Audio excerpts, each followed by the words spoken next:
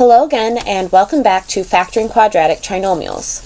Today is going to be a little bit different. In the first examples that we looked at, examples 1 through 4, we worked on factoring quadratic trinomials where the leading coefficient, or the number in the very front of the problem, was always the number 1. However, these next examples we're going to look at, that number is no longer going to be just a 1. It's going to be a different number, like 2, or 7, or -4.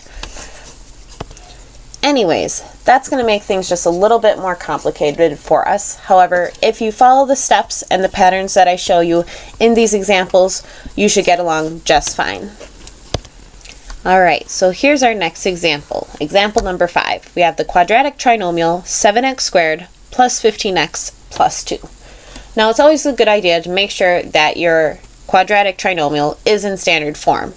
That means that you have your squared term at the front and your constant number on the end. And we can see that our problem is in standard form because the 7x squared term is at the front of the problem and our constant number, positive 2, is at the end. You can see here that in our problem, our leading coefficient is the number 7. That's our number way out at the very front of our problem. So in problems like these, where that leading coefficient is a number other than 1, we're actually going to take that number, multiply it with the constant number on the end, which in our case is positive 2, and then we're going to take factors of that number. So off to the side, I'm going to show this. So I have my leading coefficient 7 times the constant number on the end, positive 2. That gives me positive 14. So I'm looking for factors of positive 14 that are going to add together to give me this coefficient on the middle term, positive 15. So again, just like before, I'm going to list off those factors that will give me positive 14. So I have positive 1 times positive 14, that will equal positive 14. Also a negative 1 times negative 14, that also equals positive 14. Remember, negative times a negative is actually a positive. My other factors are 2 times 7 and negative 2 times negative 7. Those will also multiply together to give me a positive 14. Now I'm going to go through that list, add them together, and figure out, okay, well, which pair of numbers actually add together to give me that number in the middle, positive 15.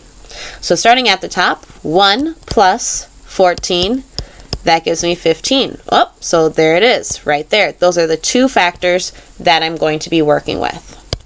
Now here's where things start to get a little bit different.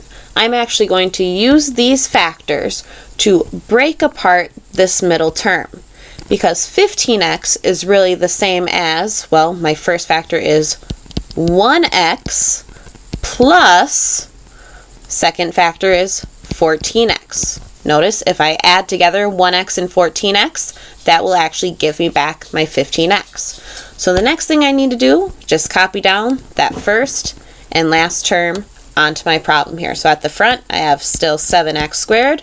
At the end, I still have plus 2.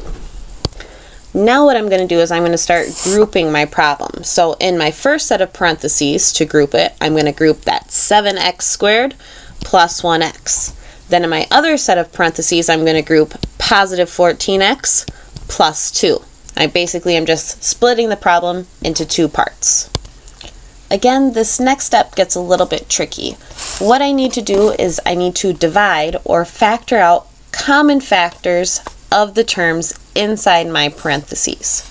So looking at that first set of parentheses, 7x squared plus 1x, well, looking at those numbers 7 and 1, the only number that can divide both 7 and 1 evenly is the number 1. So I could divide those both by 1. Also, I noticed that they both have at least one x in common, so I could divide out an x. Now I'm going to take that common factor that I just am dividing out, and I'm going to write it right in front of a new set of parentheses. And inside that new set of parentheses, I'm going to write what I get when I actually divide 7x squared divided by 1x, and that 1x divided by 1x. So starting off, 7x squared divided by 1x, well, 7 divided by 1 is still 7, x squared divided by x will leave me with just x. Next I have 1 divided by 1, that gives me 1. X divided by x, well that cancels out, so I don't even have that anymore. Oops, let me get that out of the way.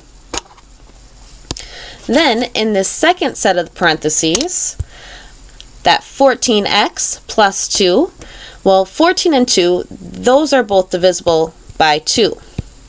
And here I can't divide out an x because there's only an x on the 14.